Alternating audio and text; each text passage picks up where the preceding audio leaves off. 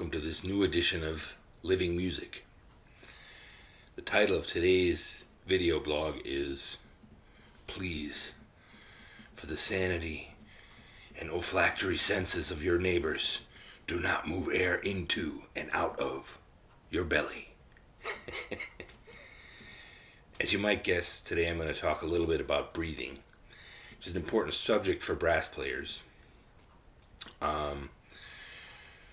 Oftentimes our psychomotor motivation to breathe comes from things that are not anatomically correct. I basically use two basic premises when I talk about breathing with my students or when I think about breathing for myself.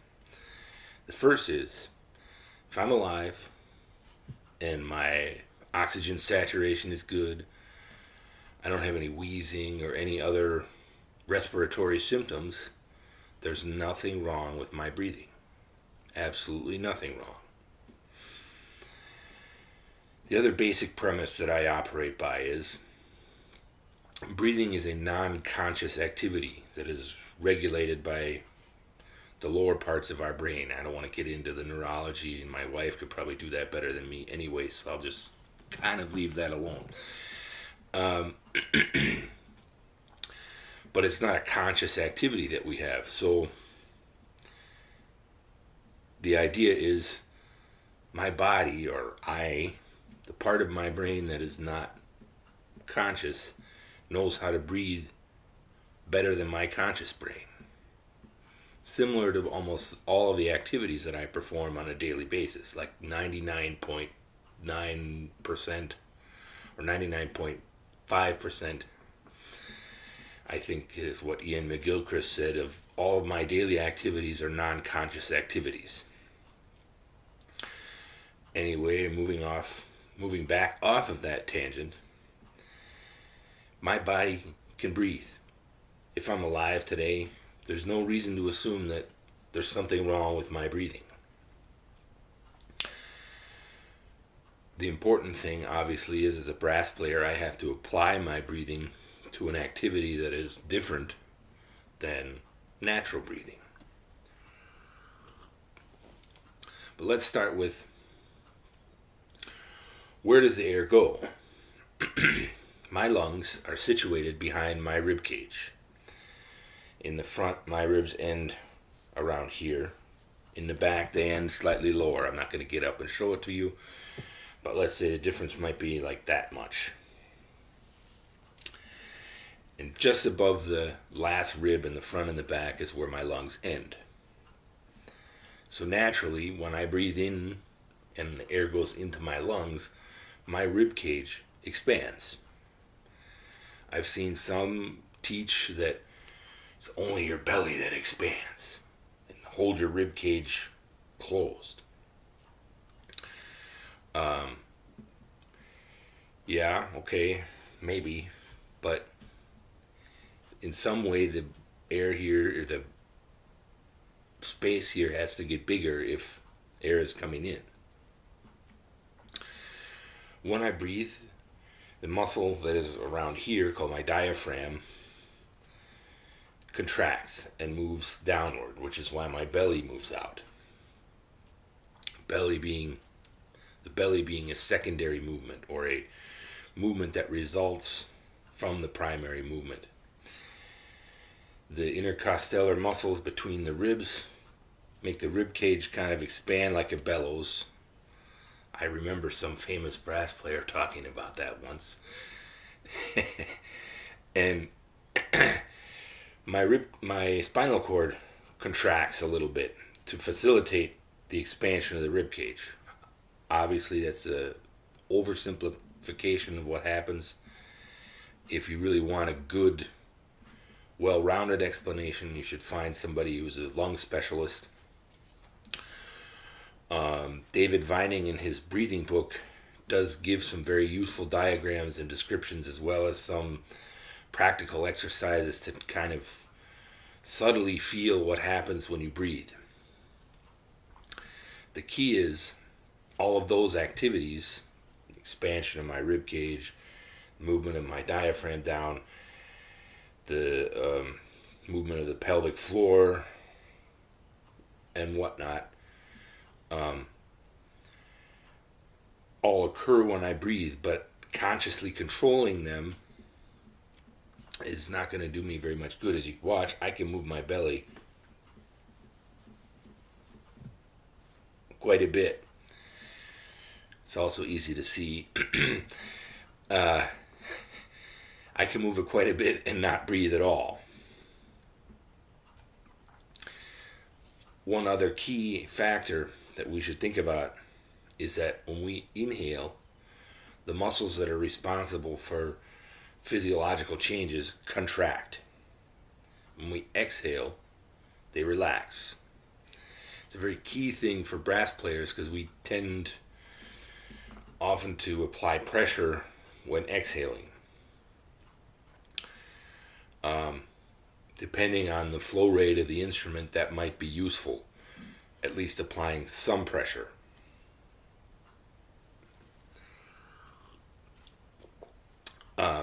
But the breathing mechanism has a sort of an elastic expansion or recoil. When we think about this cup here, if it were my lung volume, my lungs like to maintain, or my body likes to maintain, a band here in the middle of rest or residual air in my lungs. If I move above this part, approximately, it starts to get uncomfortable. Uncomfortable meaning I notice that there's a lot of air in my lungs. If I get below this point, it also gets to be uncomfortable. Moving above this point means it's uncomfortable, and the body has this natural desire to expel that air.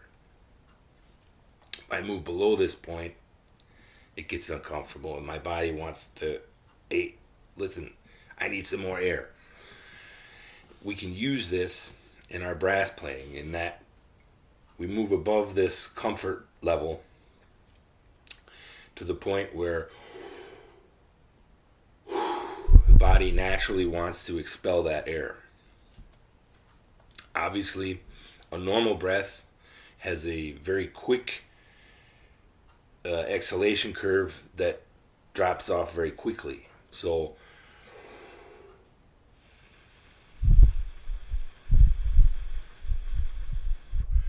we need to control that exhalation by, let's say, maybe controlled relaxation of the muscles.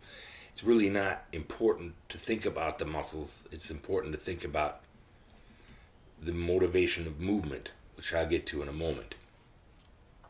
If I go below this point, the further I get below this point, the more pressure I have to exert to get the air out. And as you can see, it happens in my voice. And now I don't have any air left. And then I just kind of relax and allow my body to do what it naturally does, and that is to replenish itself into this middle section of air within my lungs. It's not a medical explanation. It's kind of a help just to kind of get a picture of what's going on. Like I said, I'm not a doctor. I do live with one, but she's also not a lung specialist.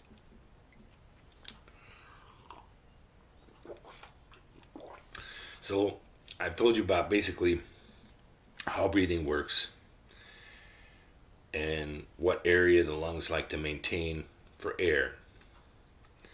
How then can we breathe as brass players to be more effective with our playing?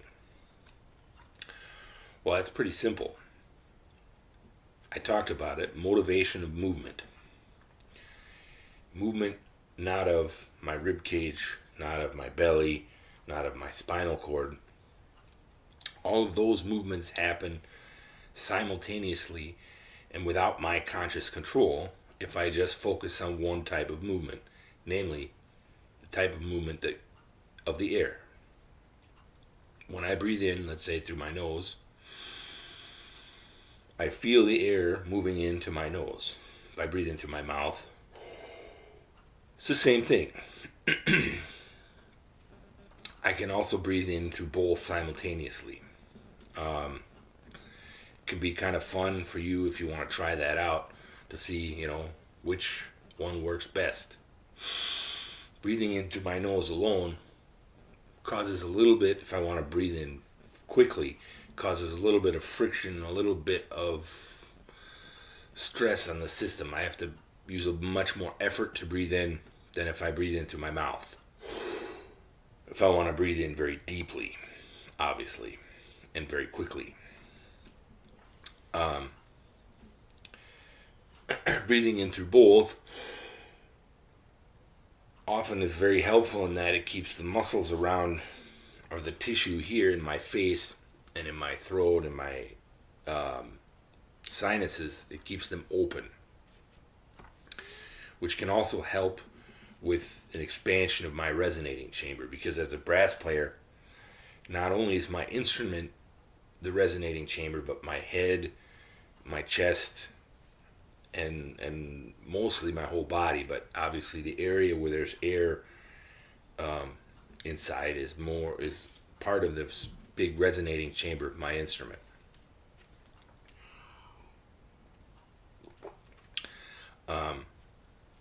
So if I concentrate on the movement of air in through my nose and my mouth, or through whichever, and then just keep that movement going until I reach that point here that is beginning to get uncomfortable, or even higher depending upon what kind of breath I need.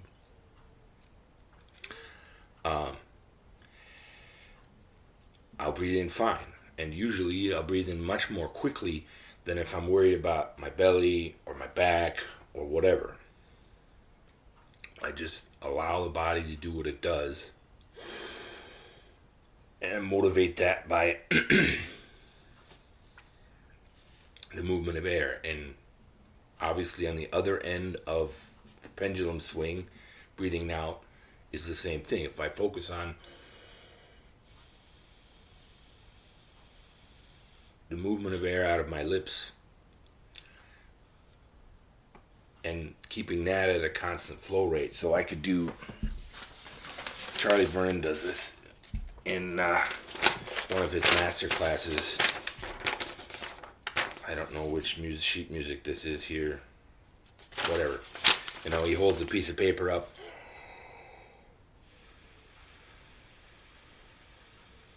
And he lets the air flow against the bottom of the paper. There's all kinds of breathing devices you can use for this. It helps. You can even hold something in front of the mouthpiece while you buzz on the mouthpiece.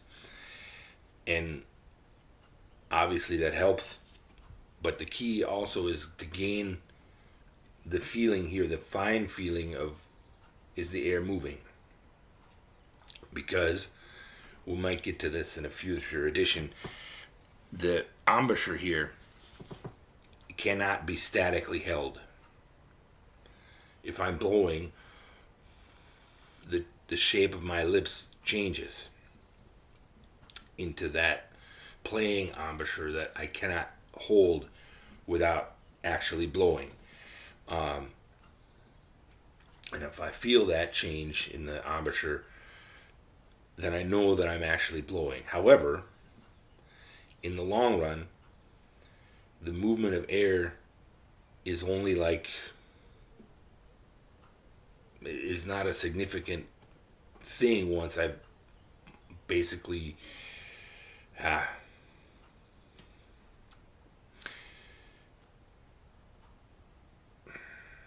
in the long run, the movement of air is not